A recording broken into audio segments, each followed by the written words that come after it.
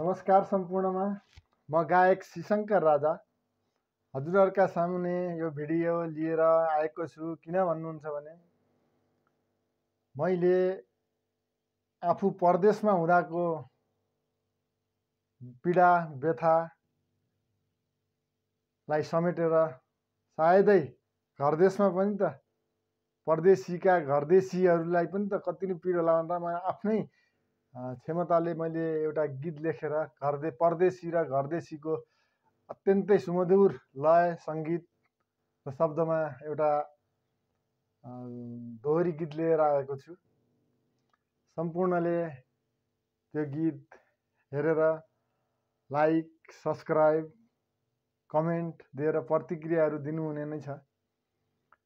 मेरो आफ्नो विचारमा भन्नुपर्दा चाहिँ म पनि एउटा लोकगीतको साधककै रूपमा मान्छु मैले आफूले आफूलाई। अरूले जे भनुन्, अरूले कसरी हेर्नुहुन्छ, कतिले भोग्नुभयो, मसँग साथ कतिले गर्नुभयो।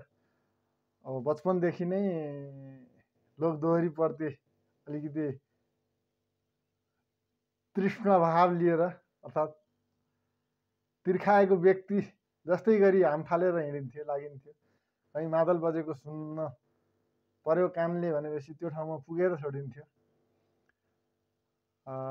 समयको पाबन्दी भनौँ कि बाध्यता भनौँ कि घर परिवारको समस्या त्यस्तै थियो। परदेश हुन बाध्य हुनु पर्यो पढाइको क्रममै। र परदेशमा जाँदाखेरि भोगेका आफूले दुःख पीडा वेदनाहरू जतिले पनि सहिराख्नु भएको छ, भोगिराख्नु भएको छ, त्यही नै हो। मेरो परदेशी पीडा पनि कुनै अनौठो खालको होइन। हामी सबै नेपाली दाजुभाइ तथा दिदीबहिनीहरूले परदेशमा जसरी भोगेका छौँ त्यही वेदनालाई मैले आफ्नो डायरीमा कताकतै टिपेको थिएँ र अलि समयको अन्तरालपछि मैले गीतमा ढालेर एउटा मैले आफ्नै स्वरमा आफ्नै शब्दहरू आफ्नै सङ्गीतमा बजारमा लिएर आउने तरखार गरेको छु। कृपया सबैले हेरेर सल्लाह सुझाव र साथ दिनुहुनेछ पूर्ण आशा राख्दछु। समग्रमा भन्न पर्दा गीत कस्तो छ त भन्दाखेरि सबैले कुनै पनि स्रष्टा सर्जक जो पनि हुनुहुन्छ, आजभन्दा पहिलेका हुनुहुन्छ, आउँदै गरेका स्रष्टा सर्जकहरू हुनुहुन्छ, नयाँ आगन्तुक स्रष्टा सर्जक र पुराना स्रष्टा सर्जक सबैलाई सम्मान गर्दै सबैसँग हातेमालो गर्दै यो साङ्गीतिक माहौलमा प्रवेश गरेको छु। म पनि मलाई लाग्छ, हुन त कसलाई लाग्दैन होला र, आफ्नो कृति भनौँ आफूले लेखेको आफूले शब्द मिलाएर जोडेर डायरीमा टिपोट गरेर अहिले लयमा ढालेर गीतको रूपमा ल्याएको आफैलाई त गर्व लाग्नु छुट्टै नै हो। तर पनि सङ्गीतको साधकका रूपमा मैले आफूलाई मान्ने हुँदा, किनकि हालसम्म जान्ने बुझ्ने भएदेखि हालसम्म जति पनि गीत सङ्गीतले नेपाली बजारमा राम्रो ठाउँ पाए, सायदै छैनन् होला कुनै गीत पनि नजानेका। मुखबाट मस्तिष्कबाट मनबाट सधैँ ती आइ नै रहन्छन्। माध्यम फरक पर्लान्, कहिले कुन तरिकाले पोखिन्छ होला, कहिले कुन तरिकाले पोखिन्छ होला। त्यस्तै मैले आफ्नै शब्दलाई आफ्नै सङ्गीतमा आफ्नै लयमा ढालेर एउटा साह्रै नै उत्कृष्ट लागेको छ है। मलाई त आफूलाई उत्कृष्ट लागेको हो कि हुन त त्यो गीतको निर्माणको क्रममा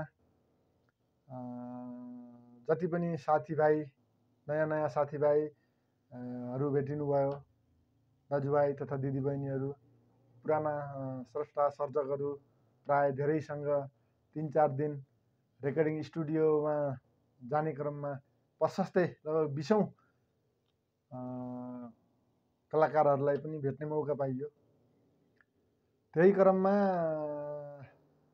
अर्कैसँग गाउँला यो गीत भन्ने सोच लिएर गएको, उहाँको व्यस्तताको कारणले सम्भवतः के लुकाउनु पर्यो, मेरै गाउँले बहिनी हुनुहुन्छ उहाँ अनिता चलाउने, उहाँसँग गाउँला मैले यो गीत। उहाँ बहिनीलाई कस्तो लाग्ला भनेर मैले आग्रह गरेको थिएँ, गाउनुपर्छ है बहिनी भनेको थिएँ। तर उहाँले कामको व्यस्तताले, आफ्नो कार्य व्यस्तताले गर्दाखेरि उहाँले समय दिन नपाउने हुँदा त्यही recording studio Maruni digital recording भन्ने हाम्रो यो दरबारभन्दा उत्तर गेट भनिन्छ, त्यही सामुन्नेमा रहेको मारुनी डिजिटलमा हामीले रेकर्ड गर्ने प्लान बनायौँ, रेकर्ड गऱ्यौँ पनि। र 81 अकस्मात भेट भनौँ या कस्तो भेट भनौँ, हाम्रो नेपालको लोकगीतको आकाशमा, लोक क्षेत्रको आकाशमा एकदमै रफ्तारका साथ उडिराख्नु भएकी चर्चित, एकदम अति नै बहुचर्चित भनौँ, अब अति नै चर्चित आदरणीय गायिका शान्तिश्री परियारजीको मुखार बिन्दीबाट केटीका टुक्काहरू रेकर्ड गर्ने अवसर मिल्यो। र त्यही खुसियालीको क्षण सँगसँगै आफ्ना मनमा रहेका रहरहरू उजागर गरेर मैले आफैले आफ्नो स्वर दिएको छु। कस्तो लाग्ला स्वर? अब सबैको स्वर सबै फरक फरक नै हुन्छ, कसैको स्वर कोही जस्तो हुनु पनि पर्दैन। मेरो स्वर मै जस्तो आएको छ, सायद कस्तो लाग्छ? गीत चाहिँ अति नै उत्कृष्ट छ। गीत उत्कृष्ट छ भन्दा पनि के अर्थमा उत्कृष्ट छ भन्नु होला। प्रश्नहरू धेरैले गर्नुहुन्छ, प्रश्न चिन्ह धेरैले उठाइन्छ, त्यो त स्वाभाविकै हो। एक त हाम्रो साउथको पाटो छ नि जुन हाम्रो पृथ्वीको धरातलमा, हामी दक्षिणी भेगका मान्छेहरूमा अलिकति प्रश्न बढी उठाउने र काममा ढिलाइ गर्ने प्रवृत्ति अलिक बढी नै छ। त्यो कुराले कसैलाई चोट नपुग्ला, यो सत्य हो। तर पनि म आफैमा सङ्गीतको साधक भन्नाले अब राम्रो सङ्गीतको बिडाहरू लिएर सङ्गीत विषयलाई एउटा आफ्नो दिनचर्या बनाएको त मैले धेरै भएको छैन। 8-9 महिना मात्रै भयो। 8-9 महिनामा मेरो गुरुले सिकाउनु भएको शिक्षा र मेरो बल बुद्धिले, साहसले गाउन सकेको, गाएको छु। आगामी दिनमा राम्रो गएछ, गीतले राम्रो ठाउँ लिएछ भने स्वरलाई सुधार गर्न त सकेँ। मैले आफैमा पनि गर्व गर्छु, म स्वरमा सुधार गर्न सक्छु। अहिले अलिकति बेला पनि त्यस्तै पर्यो, परदेशको बाटो आफैलाई लाग्नुपर्ने स्थिति भएको छ। लाइनमा बसेको मान्छे, कोरियाको रोस्टरमा बसेको छु म पनि। भयो 1 वर्ष बित्यो, अब अर्को वर्ष 1 वर्ष अझै बाँकी छ। त्यो पनि भएन भने यता साङ्गीतिक माहौलमा रमाउन पाइन्छ कि कतै भनेर मन पराइदिनुहुन्छ कि सबैले भन्ने आशाका साथ यो गीत रेकर्ड गरिएको छ। अति नै चर्चित गायिका शान्तिश्री परियार, अनि उमेरको हिसाबले त के नभन्नु होइन, एउटा राष्ट्रिय स्तरको गीतको हिसाबले नवगायक हुँ म पनि। नवगायक श्रीशङ्कर राजाको मुखार बिन्दुबाट आउँदैछ चैते दसैँमा, सम्पूर्णले हेरिदिनु होला। सबैलाई 100% मन पर्नेछ। यो मेरो आफ्नो आत्मैदेखि मैले एउटा ग्यारेन्टी लिन्छु, किनकि शब्दहरू त्यस्ता छन् त्यसमा। जो परदेशमा बस्यो, परदेशका पीडा, एक त आफू पनि परदेशमै 5 वर्ष बिताएको मान्छे भएको हुँदा मलाई सायद सजिलो भयो होला परदेशीको बारेमा लेख्न। अनि परदेशमा भएपछि घरदेशीलाई कुन स्थिति हुन्छ भन्ने कुरा स्वयं घरदेशी बनेर आफूले सहन बेहोर्न नपरे तापनि ओल्लो घर पल्लो घर छिमेकीहरूको परदेशिएका श्रीमान सम्झेर अथवा घरको हालत देखेर, अथवा श्रीमानलाई उहाँ त आफ्नै के छ भन्ने कुरा त त्यो गीत मार्फत तपाईँहरूले सुनि नै हाल्नुहुन्छ। श्रीमतीको पनि त्यस्तै छ, अर्थात् घरदेशीको पनि हालत उही छ। सबैलाई लाग्ने कुरा हो। ऋण लागेर साहुसँग ब्याजमा पैसा ऋण काटेर परदेश लाग्नुपर्ने हाम्रो बाध्यता फेरि हामी नेपाली दाजुभाइ तथा दिदीबहिनीहरूको के गरौँ, यस्तै हो सबैलाई। ती कुराहरूलाई सबैलाई समेट्न सकेको छु कि छैन कति समेट्न सकेँ, तर म आफ्नो हिसाबमा चाहिँ भन्न सक्छु कि मैले आफूले जान्ने भएदेखिबाट भोगेका आदरणीय गायक पुरुषोत्तम नेउपाने दाजु, राजु परिवार, भगवान भण्डारी, विमल राज छेत्री, पशुपति शर्मा, रामजी खाँड, यस्तै जति पनि हुनुहुन्छ, सबैहरूले भन्दा उत्कृष्ट मैले लेखेको छु, मेरो गीत छ भन्न खोजेको होइन। उहाँहरूका जति सुन्दै आएँ, जति बग्दै आएँ, तर यति गर्वका साथ भन्न सक्छु र हजुरहरूलाई भनिदिन पनि चाहन्छु कि गीत यो कारणले यस्तो छ। उहाँहरूको भन्दा उत्कृष्ट नै होला, मेरो स्वरले उत्कृष्टता को स्थान भेट्ला नभेट्ला त्यो आफ्नै कुरा हो। शब्दले र लयले चाहिँ भेट्नेछ भन्ने एकदम आशा गरेको छु। त्यो गीतमा के छ भन्नुहुन्छ भनेदेखि परदेशीको पीडा हो अनि घरदेशीको पीडा हो। घरदेशीको पीडा घरदेशीलाई थाहा छ। तमाम लाखौँ घरदेशीको रूपमा अहिले दिन बिताइराख्नुभएका सम्पूर्ण दिदीबहिनी दाजुभाइ त नारी पनि त विदेश परदेशमा हुनुहुन्छ, त्यो अर्थमा दाजुभाइ भन्न पुगेँ, फेरि अर्को अर्थ नलगाउनु होला कृपया।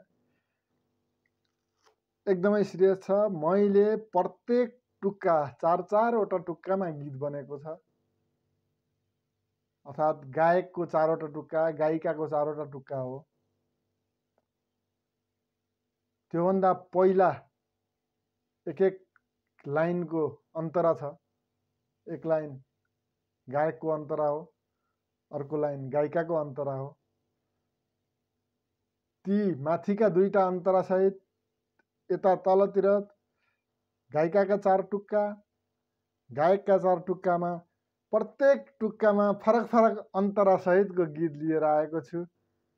पक्कै पनि विश्वास छ हजुरहरूले अति नै उत्साहका साथ मन पराइदिनु हुनेछ, हेरिदिनु हुनेछ र म आफ्नै च्यानल श्रीशङ्कर राजा नामक युट्युब च्यानलबाट त्यो गीतलाई लिएर आउन थालेको हुँदा अहिलेदेखि नै सम्पूर्ण साथीभाइ, इष्टमित्र, दाजुभाइ, दिदीबहिनी सम्पूर्णलाई सब्सक्राइब, लाइक र कमेन्ट गरेर मेरो युट्युब च्यानललाई मोनिटाइज गरिदिनु हुनेछ भन्ने आशा पनि लिएको छु।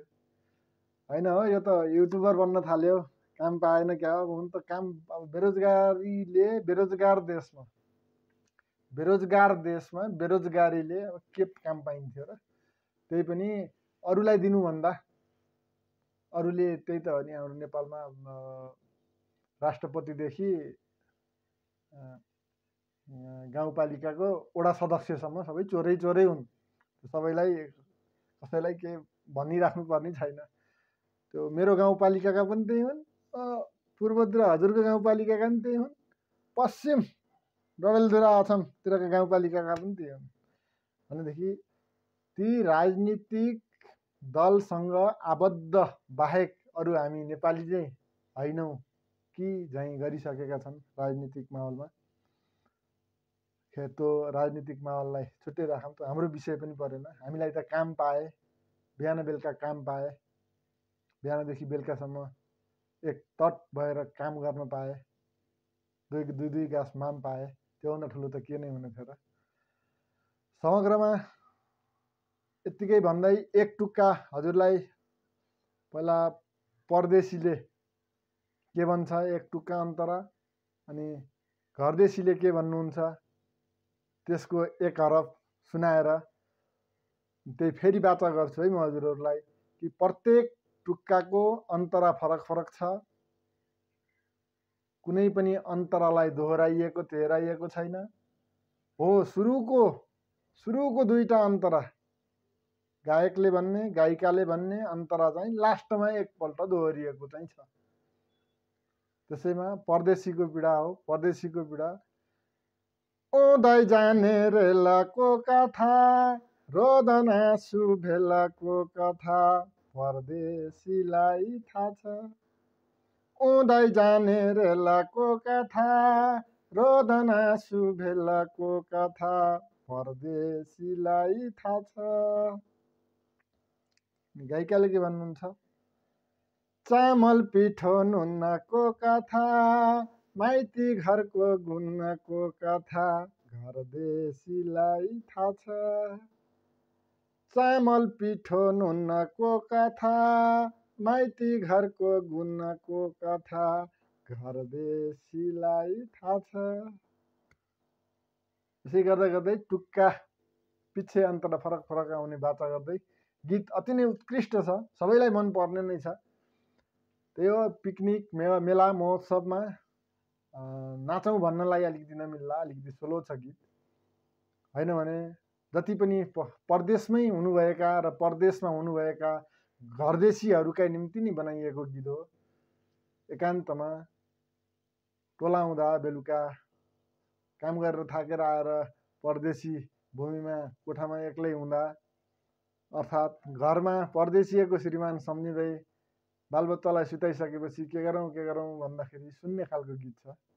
कृपया सबैले सुनिदिनु होला, लाइक सब्सक्राइब र कमेन्ट गरिदिनु होला।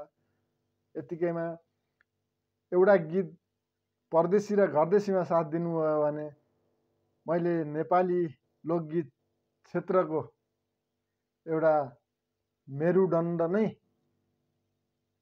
एउटा अर्को धारमा लानेछु। संसारका विकसित देशहरूले का गीत सङ्गीत पनि विकसित भइसके, हाम्रा गीत सङ्गीतहरू अझै पनि उही मेला पात्र कुटो कोदालोमै अल्झेका छन्। यसको अन्त्य गर्नमा लागि पर्नेछु। प्रत्येक गीत कुनै न कुनै नयाँ स्वादको आउने नै छ। हस्त बिदा दिनुहोस्। म गायक शिशङ्कर राजा, धन्यवाद, नमस्कार।